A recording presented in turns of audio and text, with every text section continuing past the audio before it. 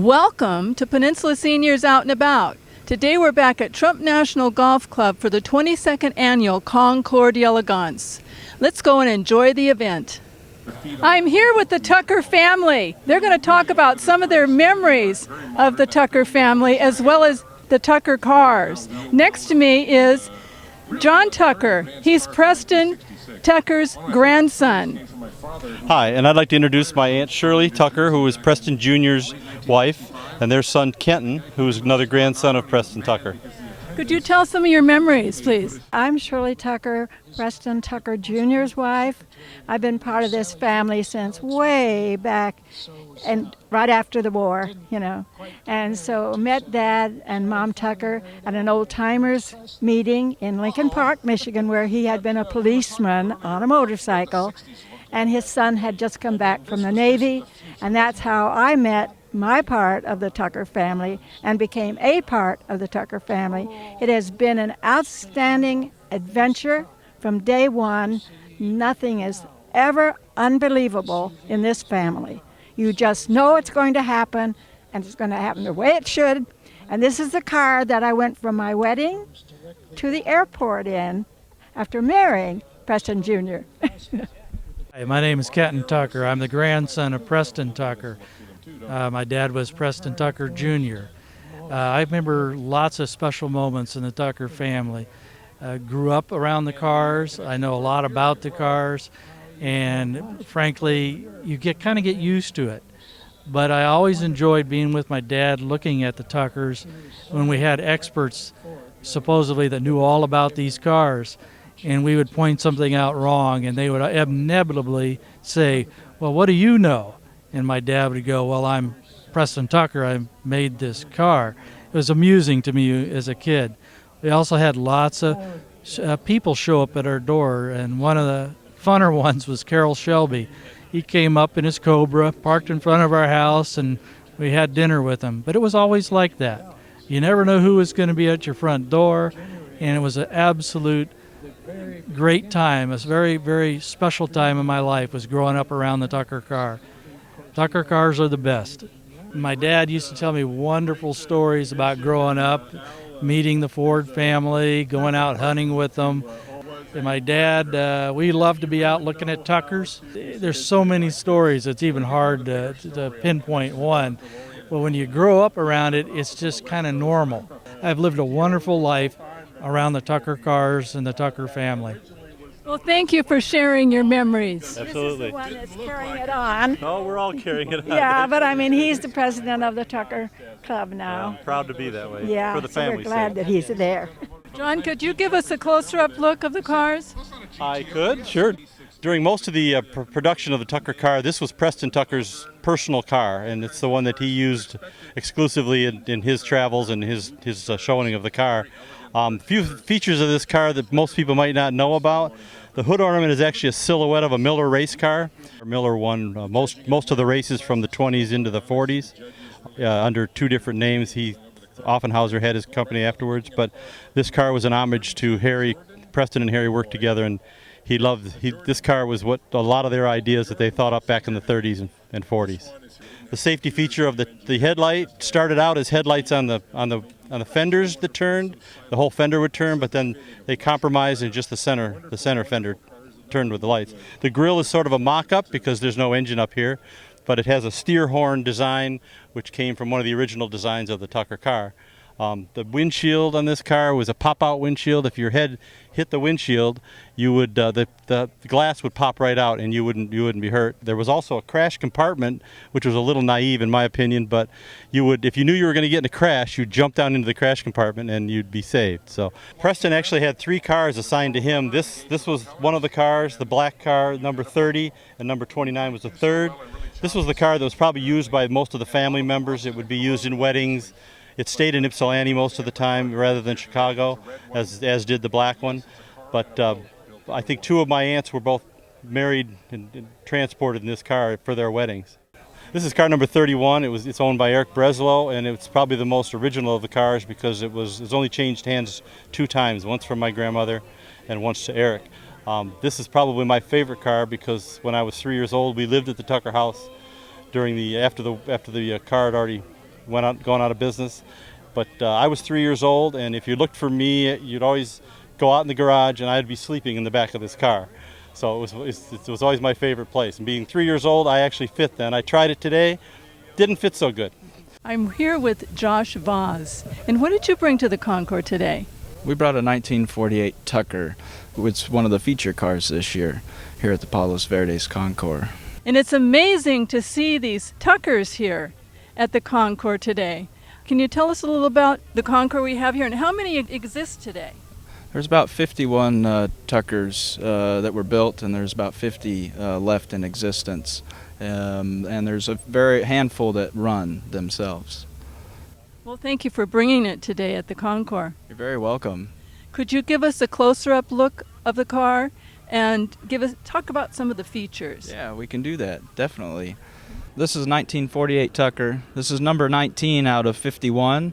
And if you notice in the front here, Tucker developed 3 headlights. The center one they gave a name of the cycloptic headlight, and it would, as you would turn the steering wheel, it would light up just a little bit degree-wise, and it would aim out onto the street so you could see where you're going instead of a headlight shooting out off in the distance when you're going around a corner. It's very helpful. It follows where your eyes will go. The design of them is just fantastic. They knew what they were doing aerodynamically. If we start to come around the side here, you get to notice the design of the car and how aerodynamically they built them and the style that they gave them. They're very unique. They stood out from all the other vehicles in the time. They also developed within the hubcaps down here in these early cars. The first, I believe, 22 had louvers in the hubcaps to catch the air to cool the brakes.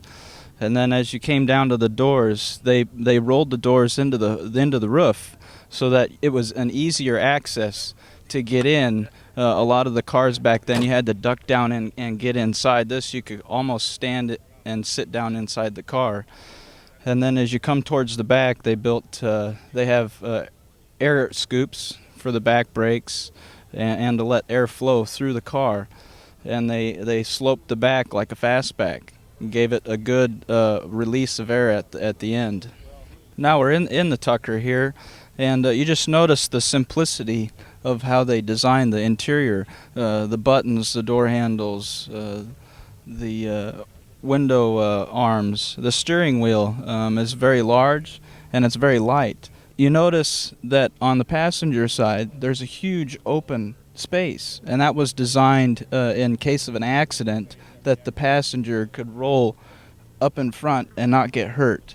And that was a great design that Tucker had. They also was the first car to have safety pop-out windows, so the glass would not shatter and shard your skin. It would actually break away and break in pieces.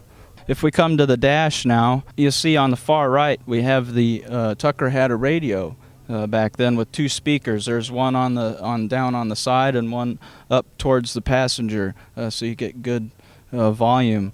And Tucker developed everything in one big dial instrument panel. We have oil and temperature, your fuel level, and the battery of how it charges. And then to the left, this row of 4 knobs is defrost, your parking lights, and headlights. Now in the back, Tucker designed his engine. It was originally a helicopter motor, air-cooled, and he mounted them in the rear of the car. Later on, he realized that the air-cooled was not working out as well as he thought, and he developed the same Franklin helicopter engine, but made it as a water-cooled engine. It's an opposed 6-cylinder motor. You have 3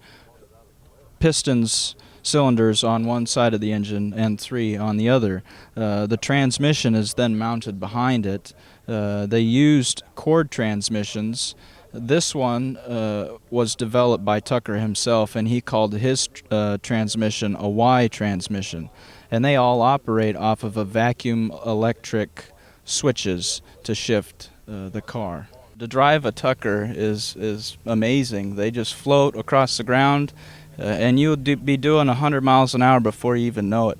And I've personally had this personal car over 100 miles an hour, and it just floats across the ground so beautifully. These were probably the fastest car in 1948, and Mr. Tucker wanted to make sure that you know who was passing you. And if you notice on the back here, we have signs that say you've been passed by a Tucker.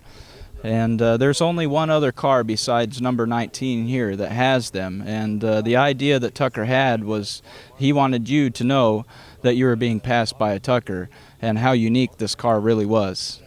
I'm here with Chris Cord. It's good to see you again, Chris. It's nice to see you too as well. Glad to be here.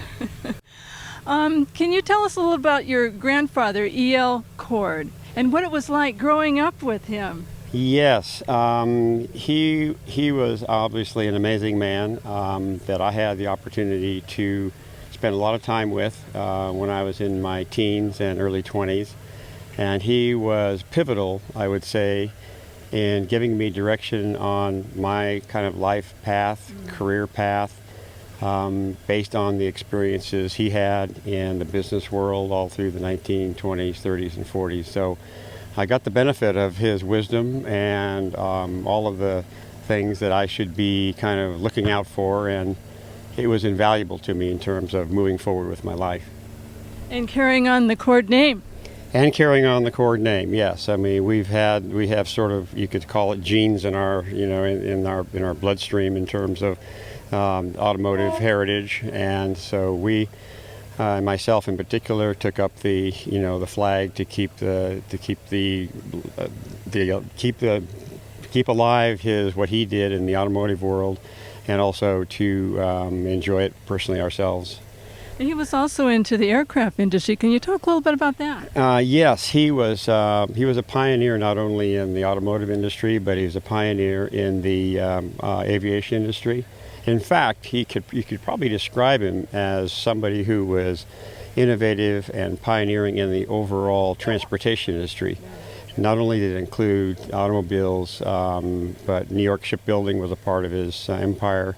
But in the aviation industry, he purchased a Lycoming company, which built the engines for the Auburns and the Cord cars.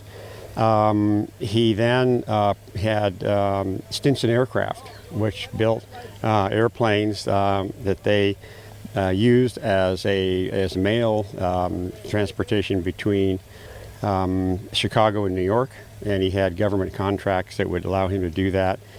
That was the beginning of his, that kind of overlapped a little bit the automotive part, the Auburn Cord Duesenberg, but then he continued on to evolve into something called American Airways, which was the forerunner, if you will, of American Airlines. Oh, wow. And so he was active in the aviation industry. He was responsible for hiring C.R. Smith, who was the president of American Airlines all through the 1950s and 60s.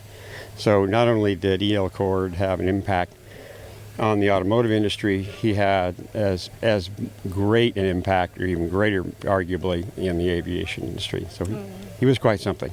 Well, thank you for carrying on the Cord name. Well, we're just delighted to be a part of this today, and we've had Cord cars in our lives for the last 40, 50 years. So this is something we enjoy doing, and in today's world, people tend to forget. So we are here so that we can remind everybody what a great era that was, and some wonderful things that my grandfather did with these automobiles.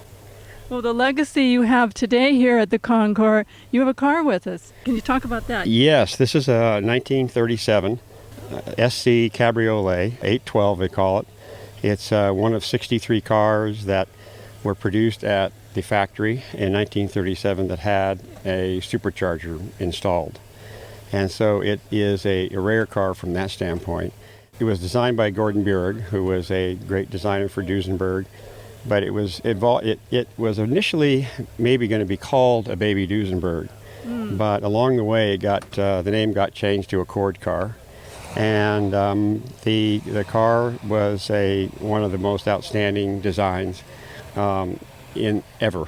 So today it still lives on, and we're a proud owner of this car. And not only is it beautiful to look at, we drive it regularly, and that's the key. You want to be able to drive these cars. So it's easily a 100-mile-an-hour car, which in today's world, that's pretty good for a mid-30s car. Oh, absolutely. But the uniqueness of this car is the supercharged, no running boards, disappearing headlights. It has sort of an aviation kind of dashboard, so it has a very kind of forward look in terms of design. And today it's a timeless design, and no matter who looks at the car says, "Oh yeah, that's a Cord. I know that car. That's a Cord car." So it's a great tribute to my grandfather. Could you give us a closer up look? And this is our beautiful 812 Sportsman Cord car, built in 1937, designed by the great designer Gordon Burig. And it has some features associated with it that set it apart from almost any other classic car. And that's basically the overall design of it. It's very deco, as you can see with the grille work. It has disappearing headlights, and it has front wheel drive. And so when you look at the car, you have a very clean, aerodynamic, streamlined look to it. The car has a distinctive design that separates it from almost any other car. The supercharger is it's on a V8 engine, and the exhaust pipes come out the side, so it gives it sort of a sporty, aggressive look, if you will. And it's got no side running boards, so it has a very clean look down the side of the car. This car was designed during the Great Depression, mid-30s, when many car companies were basically going out of business. And to have an edge and from a marketing standpoint, you had to do something different. And this car represented something extremely different than anything else in the market. And it allowed this car and the design of this car to basically survive for 3 years, 1935, 1936, and 1937. And as you can see, some of the features on this car, it's got disc hubcaps. It has just an overall sporty look to it. So during the times of the Depression, people were looking for basically transportation, basic transportation, I say. So this was something that people could have and kind of set themselves apart and have a very sporty look to it. So overall, it's a magnificent design, and today it is timeless in terms of when it's compared to back in the 1930s. And we have young kids, youngsters who come up to us all the time when we're at a show or on the street driving the car around. They say, "Gosh, look at that." And they'll say, "Oh, that's a Cord." And so that's a pretty darn great testament to the design of the car and my grandfather's effort to produce this car. So we're very proud of it. It has a turned aluminum dashboard that looks very aviation-ish. The whole dash design is incorporated in such a way that it gives a very kind of advanced, futuristic, if you will, high-performance look, sort of aviation incorporated into an automotive interior. It has toggle switches over here that you might find in an aircraft that control the lights, the choke. There's actually a speedometer and a speed that you can control with. Over here on the side, this is a crank that allows you to crank up the headlights, which are faired into and disappeared into the front fenders, which give it that streamlined look, as I mentioned before. Coming off of the steering wheel, there's a stalk here that incorporates the shifting mechanism. And as you can perhaps see, it's got some little slots here. And so when you want to engage a gear, you move this little toggle switch, and into the appropriate slot, you depress the clutch, and then it engages either in first, second, third, or fourth gear. It has what they call a StartX starter on this car, which means that you start the car not with a key, turning a key, or pushing a button. You actually depress the clutch, and it turns over the engine and fires up the car. So, looking at the side of the car from the back end, you can see that the fender, which has a very kind of round, contoured look in the beginning, it kind of swoops down into a point at the back, and that is, obviously one of the features that allows the car to have the look it does. But it also did another thing. It allowed the car to be more streamlined, so as the air kind of flowed over the fender, it kind of swooped back and allowed the car to be more aerodynamic, but also gave it a look that is very unique in terms of part of the overall body style. And the way that the exhaust pipes are curled down and through the fender gives it a very, very kind of a potent, aggressive look. And when you put the whole package together, when you look at the car from the front, you look at the fenders, the way the pipes are incorporated into them, you get a design that is timeless. Most people who look at this car say, well, that's Art Deco. And so they're saying this really is a piece of art, automotive art, if you will. So it speaks for itself, and the whole package is quite a stunning car. I'm here with Bob Levin, and it's a beautiful day for a Concours. It's an absolutely fabulous day, and I don't know who called up the wind, but now it is perfect. Not only do you have these fabulous cars and obviously a lot of great fans, but it's comfortable. It was hot before. Yes, it was. And what did you bring to the Concours today? I brought my 1932 L29 Cord. There's about, I'm going to guess, 8 cords of different periods. And you can see that this is the straight bonnet, and then of course the more iconic the 37, the 812s. But when you look at this, to me, this is art. Think that this is 80 years old, and you can still stare at it and say this is a Picasso. Absolutely. And there's 200 Picassos out here, and I've got a couple of buddies with a lot of Picassos. So anyway. So how did you happen to buy this car? Well, my uncle, you're going to love this, was on radio and television. His stage name, Senator Ford, and he created the Can You Top This radio program that was on television. He had a Cord. And I was at Barrett Jackson, I know Craig Jackson, and he knew I was sort of interested. He said, it's here. And I went, and I outbid everyone else. So I bought this. But between myself and the previous owners, I think there's 50 years of ownership. Oh, wow. So, yeah, Awesome. It's been fabulous. Oh, awesome. Now, it can't get out of its own way. I took it to Sedona, which is 3,000 feet elevation. I saw the leaves turn color. It's that slow. But it's a fabulous cruising car. It's reliable, and I made it to Sedona. All right. A very durable car. So, anyway, fun. But well, can you show us some of the features of the car? L29 1932 Cord. The interesting features of this is that the 32 L29s were the first front-wheel drive cars produced in America. And if you look at the shifter, it's not a standard column or floor. It comes out of the dash. It's an 8-shift out of the dash. And if you follow it, there's a stainless rod that goes to the transmission in front. So not only is it, classic of its period, but unique in that it's a front-wheel drive car. The other unique feature about this particular L29 is we have a rumble seat, and you literally get into it by stepping on this pad, that pad, and you get in. I call this the child creator. And it'll fold in so it becomes flush with the car. But in the day, this was quite the fancy. I'm here with Greg Vanley. And what did you bring to the Concours today? It's a 1923 Model A Duesenberg. Oh, is there a story behind how you happened to buy this car? There is. I found the car through a friend of mine who's Duesenberg expert, Randy Ema, and the car had been sitting in California for most or all of its life.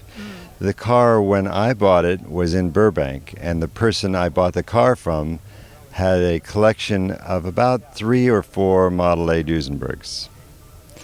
He bought the car in 1946, and in fact I have all the notes that he took on the day he bought the car. It was in Inglewood, California, and he went and picked it up after church, and he brought it back home, and he stored it in the garage from 1946 until I bought it in 2003. Oh, wow. He was 93 years old at the time. What a find. It was really fun, and I was thankful that I found the car. The car sitting next to it was a Model X Duesenberg, which now belongs to Jay Leno. Interesting. Yeah. Oh, could you show us a closer-up look of the car here? Sure. The Duesenberg brothers, Fred and Augie, were a talented group, and they together created some of the most fantastic cars ever made in America. They made their fame initially from racing cars, and in fact won the Indianapolis 500 3 different times. It was their desire to build a motor car, and this was their first motor car, the Model A Duesenberg, the predecessor to the Model J Duesenberg, which came in the late 20s. The cars were very expensive in their day. The car was approximately $7,000 at a time when a Model T Ford could be purchased for $500. And they tried to make it with the highest quality materials and the most advanced design that they could find. For example, this car has four-wheel hydraulic brakes, a first in American cars. This was at a time when most automobiles had two-wheel rear brakes, and they had four-wheel hydraulic brakes. In fact, the hydraulic brakes helped them win the French Grand Prix in 1921, and it was a coup for America at the time. You can see they were trying to use the best materials. In fact, they gold-plated their emblem on the radiator shell and used aluminum extensively, which was quite unusual in those days, and something called German silver as well, which is a nickel silver like a stainless silver today, also a very expensive material. They designed their own engine, they designed the complete chassis, but the bodies were left for the design of a body maker. This was a common practice in those days where the chassis would be designed by the automobile maker and the bodies by specific talented designers. A couple of the features that we have on cars from the past that are no longer present are, of course, spare tires on the side, and we here have a large 33 by 5 spare tire which is secured with this latch, and we have also cowl lights or spotlights. These were common in cars up through the 30s, but later disappeared by the mid to late 30s. Some of the features that were present in 1923 are still present on modern cars today. For example, here we have hand controls on the steering column. These would control your lights, your spark, advance and retard, and acceleration with a foot as well as a hand throttle. Driving the car this morning, I came out from Long Beach over the Vincent Thomas Bridge. The car performed beautifully.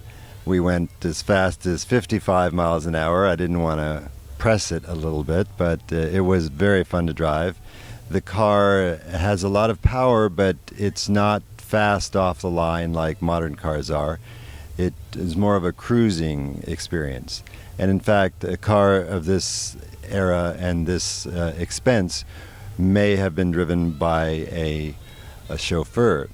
So the owners likely would have sat in the back while the chauffeur would drive them around. And the owners might never have the experience of driving, which is a bit of a shame, but they are wonderful cars to drive. In fact, they were claimed to be among the fastest cars of their era, and they're supposed to be among the most reliable as well. This is the rear view of the car. There are a couple features which are kind of interesting, including the beveled glass on the rear wind view. There's also a very unusual gas filler. Here you have the cast aluminum gas filler with its screw-on top. Also, we have a trunk rack which is made of aluminum as well, a somewhat rare material in the 20s to see on a car. We have also of note in this era is that the plating is nickel. There was no chrome on cars until the late 1928 to 1929.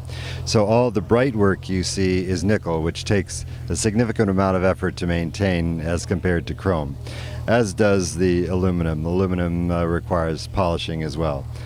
It's been about a 10-year process restoring the car. I bought the car in November 2003, and finally today we're out at a car show. So it's been a long road. It's been very exciting researching the car, finding all the parts, and doing the work and meeting a lot of interesting people, and realizing that now this car is one of about 35 Model A Duesenbergs left on the road. I'm here with Arnold Schmidt. And what family do you represent and what company? I represent the Hansen family, Ron and Sandy Hansen, at Concours Automobile Restorations. And we're here today showing their 1921 Duesenberg, the third Duesenberg built. The second one sold to the public. It's a dual cowl Phaeton, very rare early car. We found it in a shed in Jefferson City, Missouri, and we have over 12,000 hours in restoring the car. Can you give us a closer up look? Sure. It's a 260 cubic inch engine, single overhead cam, and a Hemi head. And the Duesenberg brothers were race car drivers, so they really kind of inbred that on the Duesenberg, and they wanted their passenger cars that had that kind of performance as well. All the distributor, fan, and everything is all gear driven, and a single belt going to the fan itself.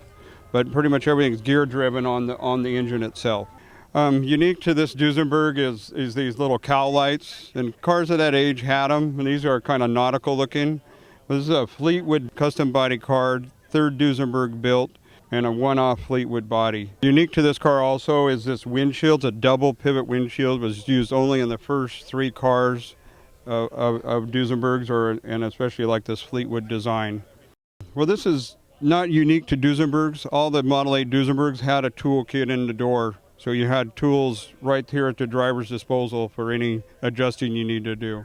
This is unique for the first 3 cars only. There's the steering wheel and the design of that, and then I actually had to make that from a drawing. Unique to this Duesenberg also is the decanter in the back of the car. It has alcohol on board. This is Ron and Sandy Hansen, owners of the Duesenberg. Hi. Hello. My husband, Raj.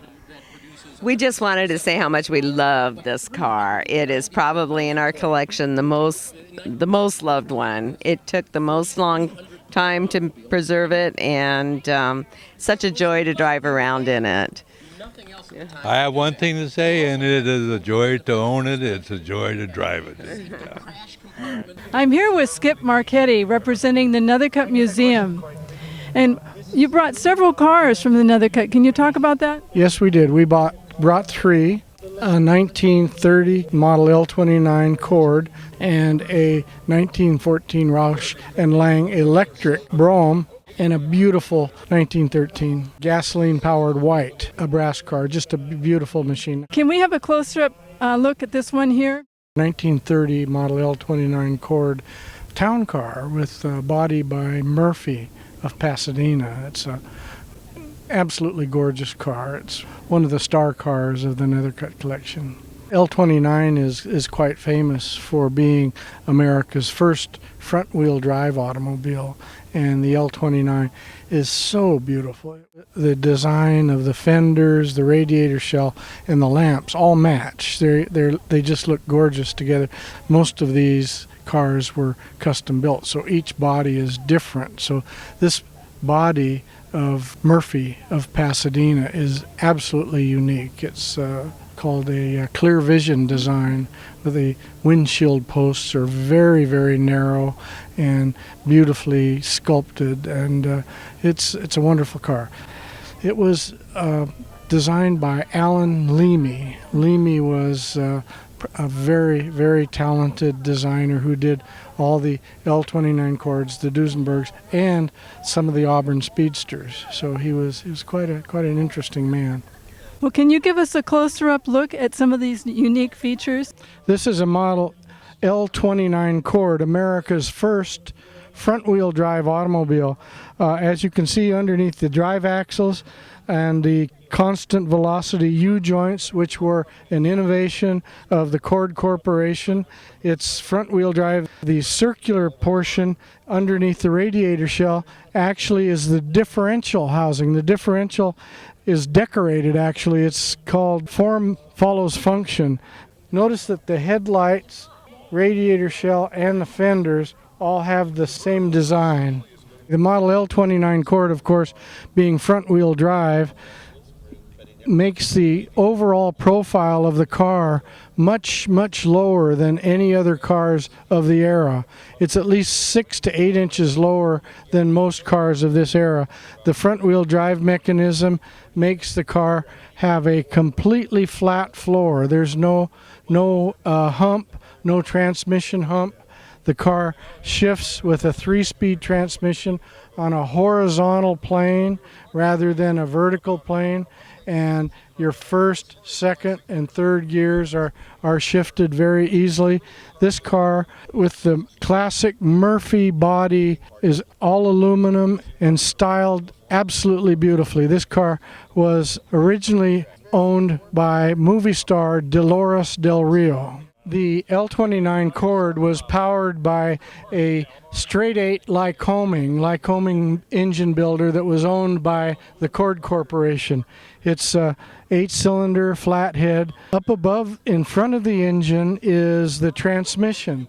The transmission is shifted by this chrome-plated rod that runs along to an actual gear shift that you can see on the top of the engine. The differential being out in front of the radiator, the beautiful engine, the chrome-plated water jacket covers, and all of the water pump, everything is exactly as it was as new. The chauffeur's compartment can be open or closed, and it does have roll-up windows. Murphy was a little nicer to chauffeurs than a lot of people. The interior is absolutely beautiful. It's Art Deco design, the vanity cases, and the smoking set for the gentlemen. Gentlemen usually sat on the right side, and the women sat on the left side in a limousine. And so there would be perfume bottles and lipstick on the left side and smoking equipment on the right side. The L29 Cord style continues from the front to the back. As you notice, the tail lights are exactly the same as the headlights and the side lights. This is a luggage rack and a trunk rack. Actually, you could put your trunk on it and actually carry it off into your hotel room at night rather than leave your things. But this body's by Murphy, Coach Builders of Pasadena, California, all aluminum with a genuine leather top. It's absolutely gorgeous. Top of the line, one of the best cars ever built. This car was a show car when it was built, and it's a show car today. This is a 1912 white touring car from the Nethercutt collection. It's such a beautiful machine. All of this is absolutely perfect and original, restored to as it was perfectly in 1912. The car is completely drivable. It's a 3-speed transmission. It has a wonderful sound. This car is almost silent as it's driven. This 1912 white has been restored by the Nethercutt collection nearly 40 years ago. It's a 6-cylinder L-head, which means underhead valve, and it's a wonderful car. It's rated at about 60 horsepower and will run down the road at 40-50 miles an hour all day long. Great car. This is a 1914 Roush & Lang electric Brougham. The passengers sit ahead of the driver, and the driver sits on the back seat. This car had about a 60-mile range on batteries. Batteries are front and back. It's totally electric. It has no gas motor to charge the batteries, and it's known as a ladies' car. Its interior is absolutely gorgeous in brocade, silk, and even the curtains are silk curtains. These were built for wealthy elderly ladies. The car has the steering mechanism is a tiller bar. You pull the tiller bar towards you to turn right. You push it away from you to turn left. And it has flower boxes. It's quite unique. It's all electric. It runs as good as it looks.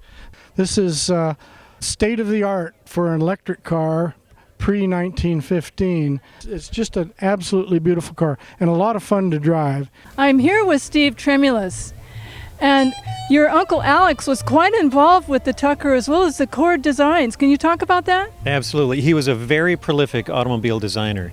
So my grandfather, Alex's father, was into automobiles his entire life. He was a physician, and he thought that he could use that as an excuse to buy the fastest, quickest cars of the day.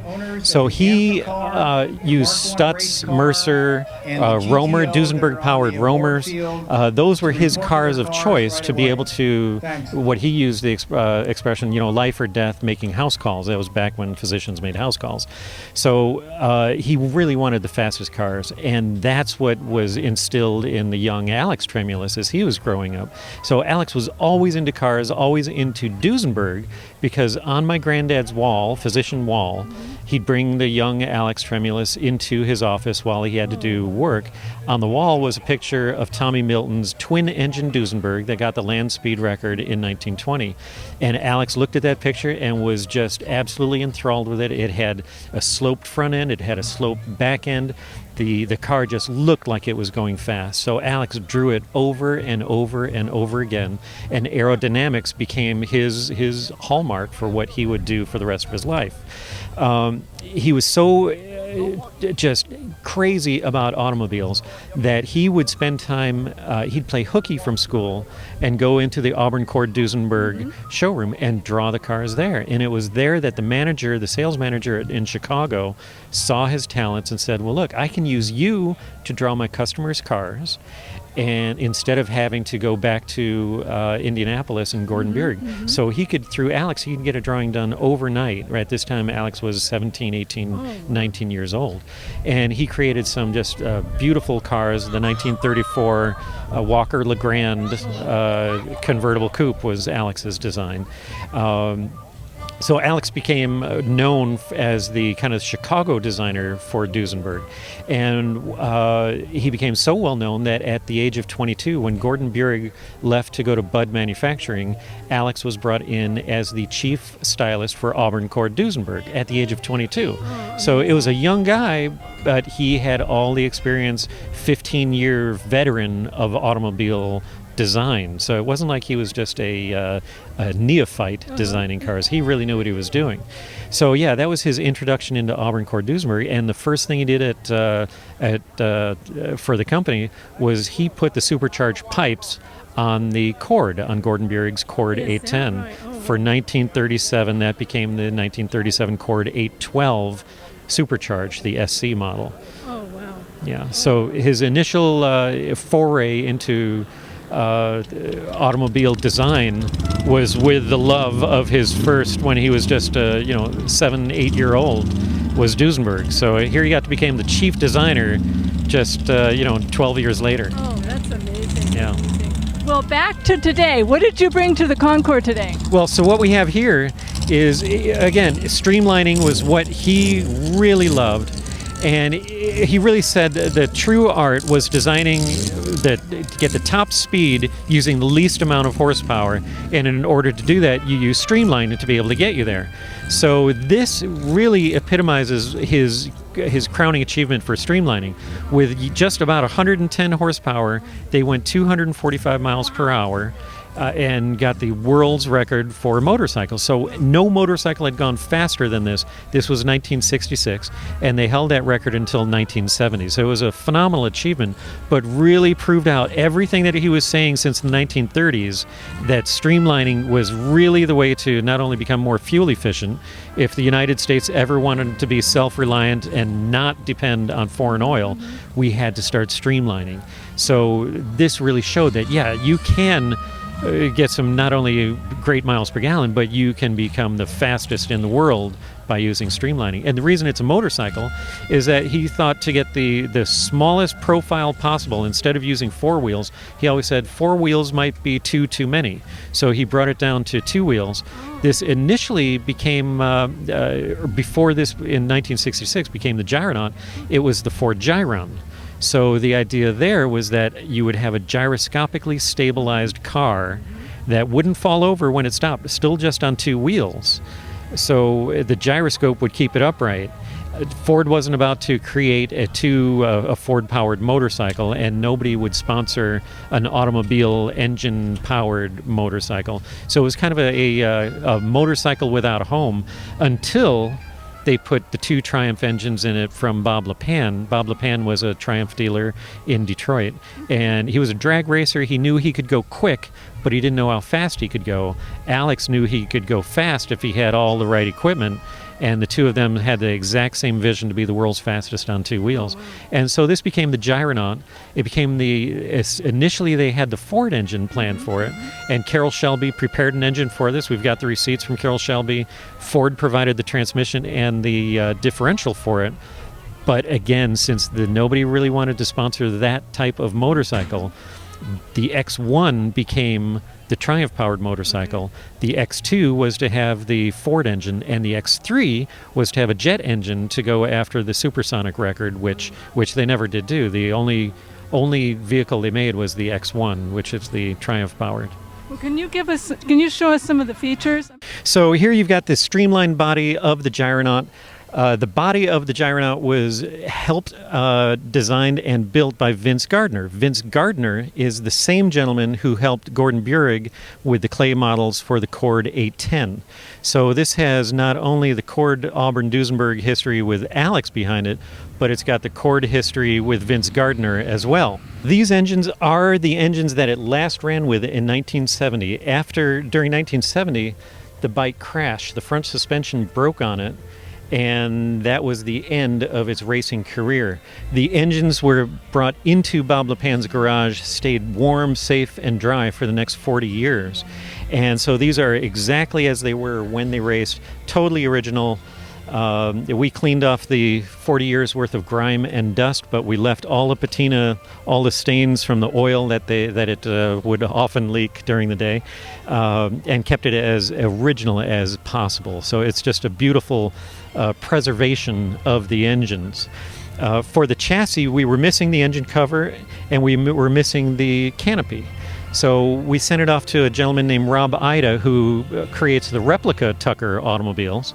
So as this was being restored, Rob Ida said, we've got Sean and Mike Tucker here working on your Gyronaut restoration. It turns out that Sean and Mike Tucker are Preston Tucker's great-grandsons. So we've been calling this the Cycle of Life tour, since it's kind of a motorcycle of life, and it's been the fourth generation of Preston Tucker's family helping out with the restoration of Alex's Gyronaut. And whereas 4 generations ago, Alex helped their great-grandfather design his automobile for him, the Tucker 48. I'm here with Richard and Scott Brunner. They're a son and father team. Can you talk a little bit about what you folks do together? Well, we have fun with our little old cars. We have a small collection, and we enjoy working on them, and it's just real healthy, I think, for the family. And Scott will carry on our hobby, and that's what it is when I'm not here, and it's just a lot of fun. Dad says it's a hobby. Yeah, I would say that's right. Okay. And it really started out for me when I was, really young, probably 4 or 5 years old, just old enough to walk out in the garage and, hand him a wrench or something like that. And that's kind of how it all got started. And then I've just been continuing and getting more involved ever since. Oh, that's great. And then you have an absolutely unique car here today. Well, we'd like to think it is unique. We call it our happy car, actually, because every time we drive it, it makes us smile. And I've been watching everyone here, and it makes all these people smile, and that's healthy. Anyway, we have a lot of fun with it, and this car actually has been in our family since it was new on my wife's side, and then we brought it here in the early 90s to California, and my son and I were going to get parts for it, and the people that had the parts company offered him a part-time college job, and that's evolved into him being a full-time employee and probably going to take over the company here shortly. So What kind of a car is this? this is an amphicar. They were made in Germany in the middle 60s. They go in the water and on land, and they're a lot of fun both ways. Well, can you give us a closer up look and talk to us about some of the features? First of all, since it's a car and a boat, you can see how the front area is shaped sort of like the bow of a boat with the pointed bow. You also notice up on the top of the hood there's a marine navigation light for nighttime running, the red and green light, and also that deal there is actually the horn. That's had to be mounted exterior of the car because you wouldn't hear it if it was inside. You could probably notice that the water line of the car when it's in the water is about where this molding is, so it's about here. So you have to have, this is the exhaust for the engine, has to be mounted up high so that it stays out of the water. And then underneath you notice the two polypropylene props, which having a plastic prop back in the middle 60s was very ahead of its time. And these curious little Nerf bars here, they're actually for a purpose as well. So if you're going into a steep ramp, these will hit the ground before the props might do that and damage to the drivetrain. It's pretty much like a normal car, except there are a few extra controls. Being a boat, you have extra switches on the dash for the marine navigation lights. Also, that one with this one here is also a bilge pump. So when you're in the water, if it takes on any water, you can pump it out. That light in the middle there tells you that the props are engaged. And there's just a little lever down on the floor that engages the props forward or reverse. The steering wheel actually acts as your rudder when you're in the water. The front wheels are your rudder, so it just drives the same on land and in the water. It's a lot of fun on the road. It's a lot of fun to see all the looks and high fives and thumbs up you get. It just drives, like a normal car from the 60s, more like a little bit like a VW Bug of the time. But the difference is when you can just drive right into the water and keep on going. I'm here with Bryan Benedict, one of the Hot Wheel designers for Mattel. What's it like to be a designer for Mattel? Oh, it's a dream come true. I've wanted to design cars since I was a little boy, and I spent about 10 years in the real car industry. And then about 10 years ago, came out to Mattel, decided to change it up a little bit and do little cars, and I've been having a blast ever since. Which one of the three here did you design? I actually designed the Darth Vader car you see here behind you. Okay, can we have a closer up look? And then the other two, can you kind of give us a walk around of those two? Yeah, so we have three of our iconic cars here today. The first one over here is Twin Mill, which was designed by Ira Guilford. This car is one of the most iconic cars for Hot Wheels brand. One of not the first year of product, but I believe it was second year, 1969 when that came out. And it's been a collector favorite ever since. The one on the other end is Bone Shaker, designed by Larry Wood, sort of Mr. Hot Wheels himself. It's a much more recent design, but it's become a collector favorite, and it's very iconic for our brand. And then finally, the most recent design and build is Darth Vader. And we actually built this really for the purpose of showcasing our new collaboration with Lucasfilm. We recently acquired the vehicle rights for Star Wars, and to kick that off, we wanted to do that in a big way at San Diego Comic-Con earlier this year. And so we built the full-size car to complement the line of small cars that we had on display, which will be launching in October. And this was sort of the showcasing that partnership. Awesome. Can you give us a closer up look? Yeah, absolutely. Okay, when designing the Darth Vader car, we really wanted to capture the essence of Darth, not just the way he looks, but sort of capture his personality and who he is as well. And so a lot of thought was put into the design of this car. You've got obviously the obvious cues like his faceplate from his helmet. The roof line is representative of his helmet shape, but it's a much more sinister, squashed down version of that helmet. We've got elements of his chest plate here and the cowling on his shoulders. All those visual cues sort of, get at who Darth Vader is and help you understand who the character is here. But even just the overall vehicle type was really meant to capture this sort of sinister, foreboding, menacing look, and also to capture a timeless look, because we really felt that Darth Vader himself and even Star Wars as a property, it's a very timeless property, right? So we wanted to have a car that felt like it could be from the past, it could be from the future. You don't really know. It really has elements of both, and it really has the essence of Darth Vader and the Star Wars property in the design. We got things like the side pipes here actually sort of act as his lightsabers. If we weren't in the direct sunlight here, you'd be able to see there's a red glow that you can light up the side panels behind the exhaust, and it kind of glows around the chrome. It's got a really cool effect. Obviously, you've got his Imperial logo on the center caps. Can't be without that. And then we got subtle nods to Hot Wheels as well, of course, because this is first and foremost a Hot Wheels car. So we've got sort of our iconic grille treatment with the Hot Wheels logos. So what we have here is Twin Mill. It's one of our most iconic Hot Wheels designs. This car was designed by Ira Guilford, famed Hot Wheels designer from our early days of our brand.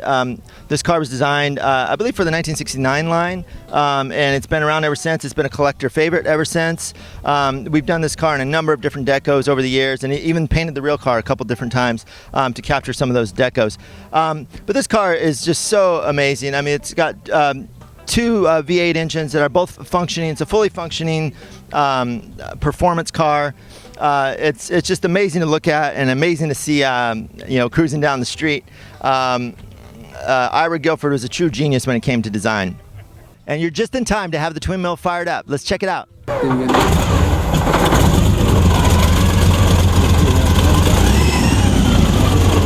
So as you can see, it actually does run. It sounds beautiful. 2 V8s.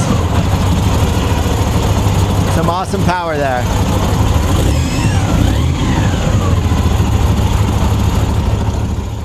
All right, and we also have Bone Shaker here with us today. Bone Shaker is one of our iconic cars designed by Larry Wood. Larry Wood is, of course, Mr. Hot Wheels himself. He's been around pretty much since the beginning of the brand.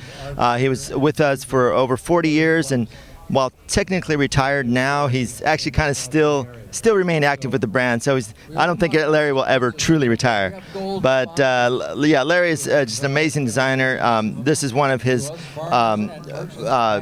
most iconic pieces. It's been a huge hit with collectors. Obviously the menacing skull on the front is a really cool feature of this car. Larry's had a lot of fun with the Hot Wheels brand over the years and has done a number of very exciting, very iconic cars for us. Thank you for joining Peninsula Seniors Out and About here at the Palos Verdes Concours d'Elegance. I'm Betty Wheaton. See you next time.